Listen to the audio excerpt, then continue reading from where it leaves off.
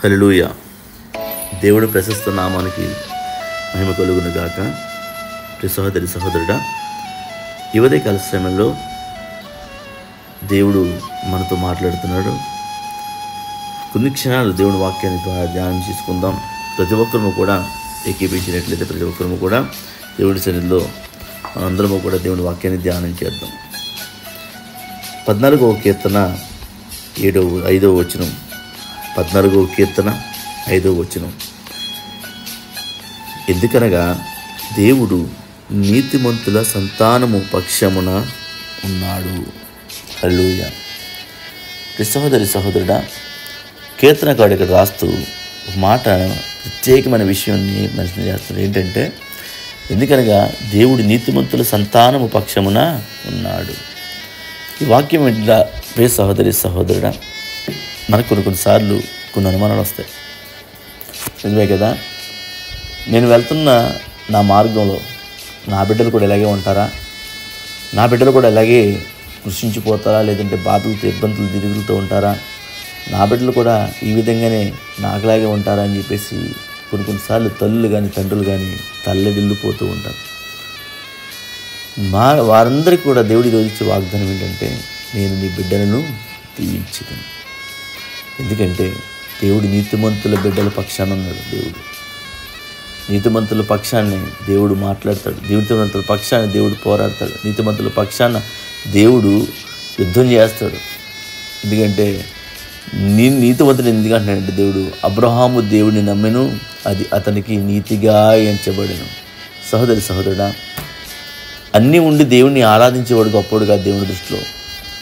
ఏమీ లేకుండా శ్రమలలో, ఇరుకుల్లో, ఇబ్బందుల్లో, ఇక్కట్లలో ఉండి దేవుణ్ణి ఆరాధించడం, అది దేవునికి మహిమ.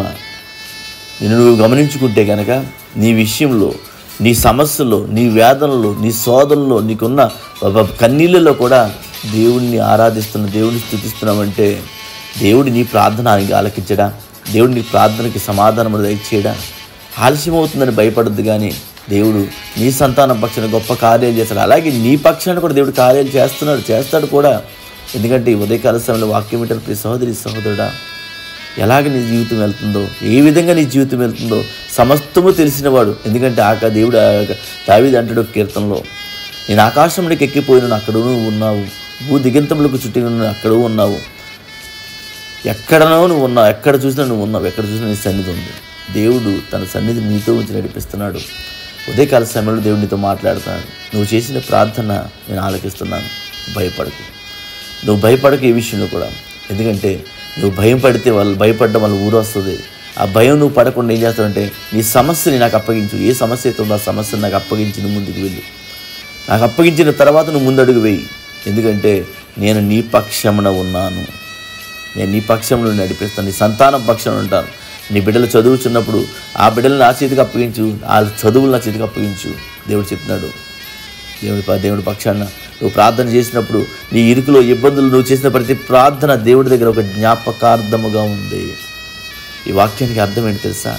నువ్వు చేసిన ప్రార్థన, నువ్వున్న సమస్యల్లోంచి నువ్వు మొర్రపెట్టిన మొర్ర సమస్తము నా దేవుని యొక్క సన్నిధిలో ఉంది. ఆ దేవుడి సన్నిధిలో తగిన కాలం ముందు ఆ ప్రార్థనకి దేవుడు జవాబునిస్తాడు. జవాబునిచ్చి నీ పక్షాన గొప్పమైన విజయాన్ని దేవుడు ఇవ్వబోతున్నాడు. నువ్వు నమ్మినట్లయితే దేవుని స్తుతించు. దేవుడు నీతిమంతుల సంతాన పక్షాన ఉన్నాడు. వారి పట్ల తన మార్గంలో తెలుపుతాడు, తన మార్గంలో నడిపిస్తాడు దేవుడు. ఈ సహోదరి సహోదరుడు, 112వ కీర్తన 2వ వచనం ఉంటుంది, వారి సంతతి వారు భూమి మీద బలవంతులగుదురు, యథార్థవంతుల వంశపు వారు దీవింపబడుదురు. ఎస్, నిజమే.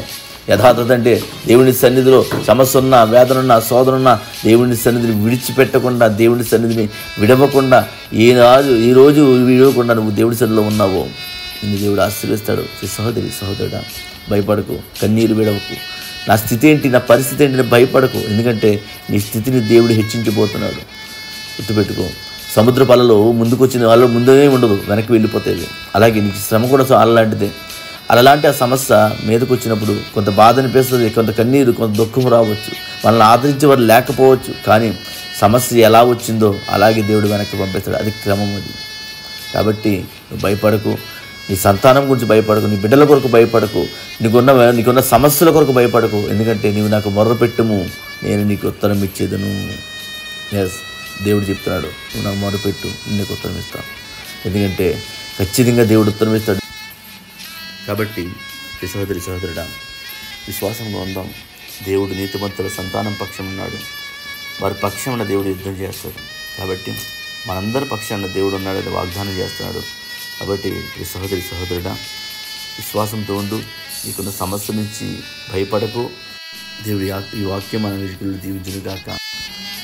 ప్రార్థన చేసుకుందాం.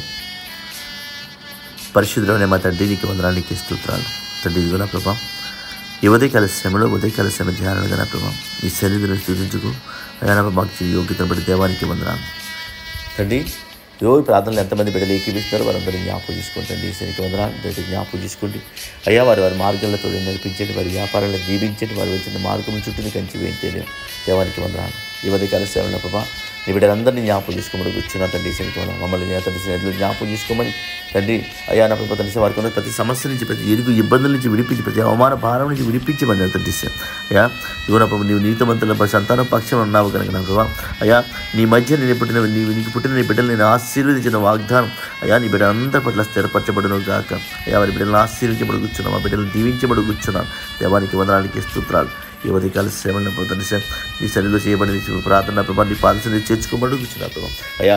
వారి మార్గంలో చుట్టూ ఖర్చు వేస్తున్నది దీనికి వందనాలు చేస్తూ తండ్రి, నీకు వందనాలకి సమాధానంతో నింపి నడిపించమని, సమస్త ఘనత మహిమ ప్రభావాలు మీరే పొందుకోమని యేసుక్రీస్తు నామం పేరిట అడిగి వేడుకుంటున్నాం తండ్రి.